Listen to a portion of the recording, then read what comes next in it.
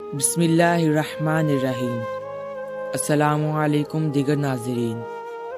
ایسے کون سے گناہ ہیں جن کی وجہ سے عذاب قبر ممکن ہے، اور ان کا ذکر احادیث میں بھی آیا ہے کہ رسول اللہ صلی اللہ علیہ وسلم ایک دفعہ مدینہ یا مکے کے ایک باغ میں تشریف لے گئے۔ وہاں آپ نے دو شخصوں کی آواز سنی جنہیں ان کی قبروں میں عذاب کیا جا رہا تھا۔ آپ صلی اللہ علیہ وسلم نے فرمایا کہ ان پر عذاب ہو رہا ہے اور کسی بہت بڑے گناہ کی وجہ سے نہیں۔ پھر آپ صلی اللہ علیہ وسلم نے فرمایا، بات یہ ہے کہ ایک شخص ان میں سے پیشاب کے چینٹوں سے بچنے کا اہتمام نہیں کرتا تھا اور دوسرا شخص چغل خوری کیا کرتا تھا۔ پھر آپ صلی اللہ علیہ وسلم نے کھجور کی ایک ڈالی منگوائی اور اس کو توڑ کر دو ٹکڑے کیے اور ان میں سے ایک ایک ٹکڑا ہر ایک کی قبر پر رکھ دیا۔ لوگوں نے آپ صلی اللہ علیہ وسلم سے پوچھا کہ یا رسول اللہ، یہ آپ نے کیوں کیا؟ آپ صلی اللہ علیہ وسلم نے فرمایا، اس لیے کہ جب تک یہ ڈالیاں خشک ہوں شاید اس وقت تک ان پر عذاب کم ہو جائے۔